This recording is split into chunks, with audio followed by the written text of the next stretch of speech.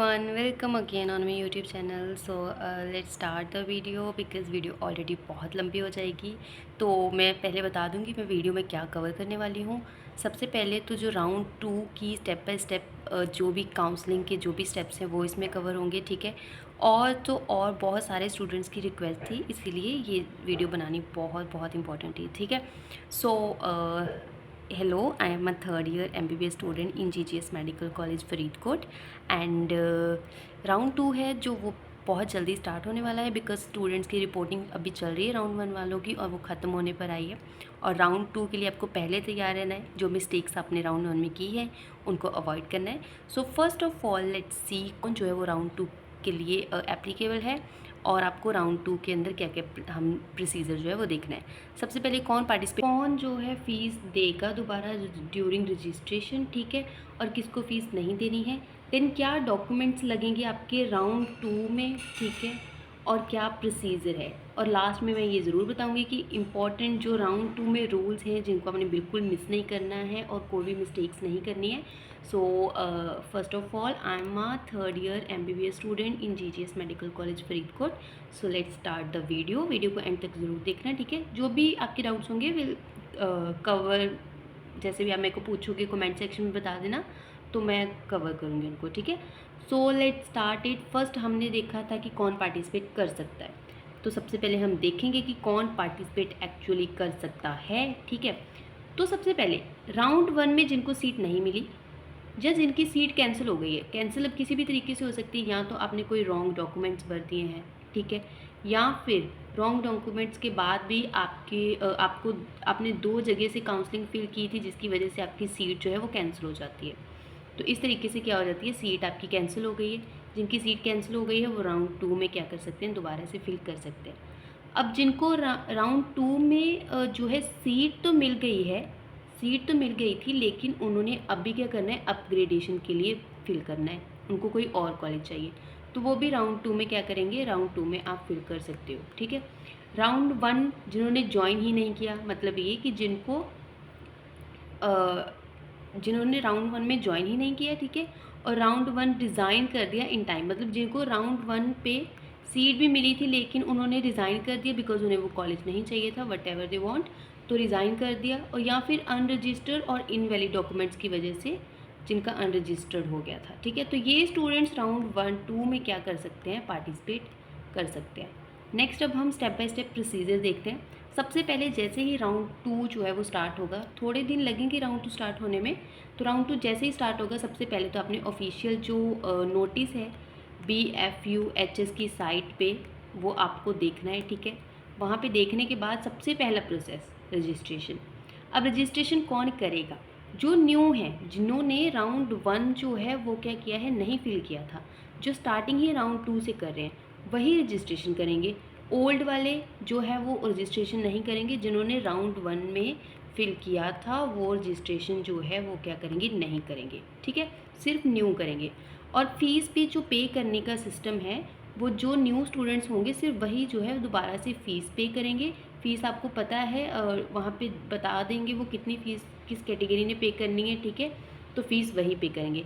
जो ओल्ड हैं उनको कोई नीड नहीं है रजिस्ट्रेशन करने की, उनको कोई ज़रूरत नहीं है फ़ीस को फिल करने की, they can skip that step, ठीक है, वो स्टेप आप क्या कर दो, स्किप कर दो।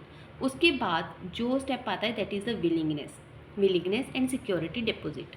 सिक्योरिटी फ़ीस आपको एक डिपॉजिट करनी पड़ेगी। अब ये विलिंगनेस सबको करना है, सबको मतलब चाहे आप ओल्ड हो चाहे आप न्यू हो, आपने सबने ये विलिंगनेस जो है वो फिल करनी है, ठीक है। अब ये मैंडेटरी है फॉर एवरीवन, एंड जो सिक्योरिटी डिपॉजिट पे करनी है आपने, वो अमाउंट जो है वो सीट के ऊपर डिपेंड करती है कि कितने सीट जो है आप वो कर रहे हो, ठीक है, वो डिपेंड करती है कि कौन से कॉलेज में और कितनी कौन सी सीट कौन सी कैटेगरी के अंडर आप आ रहे हो, तो आपने उस अकॉर्डिंग वो फ़ीस जो है डिपॉजिट सिक्योरिटी आपको बता दी जाएगी, तो आपने वैसे करनी है।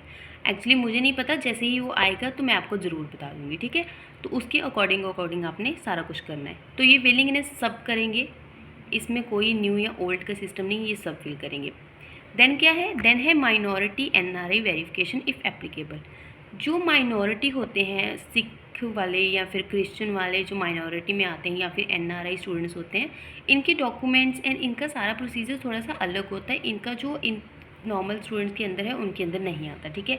ये क्या करेंगे, ये वेरिफिकेशन करने के लिए अलग से डॉक्यूमेंट्स, अलग से पूरा प्रोसेस जो है इनको बताया जाएगा, तो ये तभी करेंगे, ठीक है। देन आता है उसके बाद जब आप ये सारे प्रोसेस कर लेते हो, आपको आती है मेरिट लिस्ट। अब मेरिट लिस्ट आने का मतलब ये नहीं है कि वो आई है तो आपने जस्ट उसको इग्नोर कर देना है, ठीक है। मेरिट लिस्ट में आपने देखना है आपका रैंक और आपकी कैटेगरी और आपको मेरिट कौन से मेरिट नंबर पे आप आ रहे हो, क्या पॉसिबिलिटी है, वो उसी से पता चल जाता है, ठीक है। तो आपने वहाँ पे ये चेक करना है।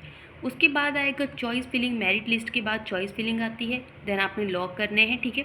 अब चॉइस फिलिंग के सिस्टम में जो तो ओल्ड स्टूडेंट्स होते हैं जिन्होंने क्या करना होता है, अपग्रेड करना होता है, वो क्या करते हैं चॉइस फिलिंग के टाइम पे हमेशा न्यू चॉइस फिलिंग फिल करनी है आपने, ठीक है।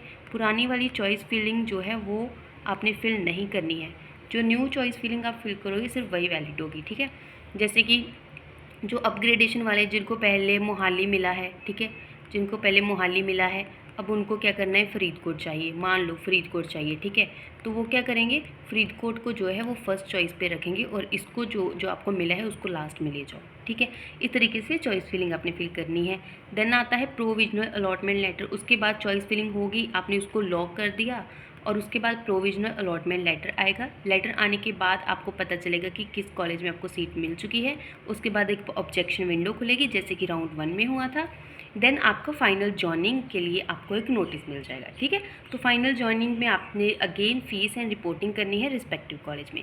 सो ये ऑल द प्रोसेस ये थोड़ा सेम है राउंड 1 के लिए, बट कुछ चेंजेस जो इसमें बहुत इंपॉर्टेंट है और कुछ चीज़ें जो आपने इसमें बिल्कुल मिस नहीं करनी है वो क्या है।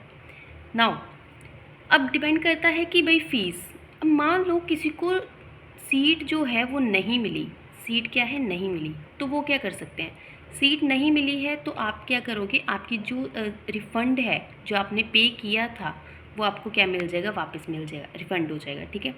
और या फिर जिनको सीट तो मिल गई है उन्होंने खुद ही ज्वाइन नहीं किया तो उनका कोई वो रिफ़ंड नहीं होने वाला, ठीक है, सिस्टम।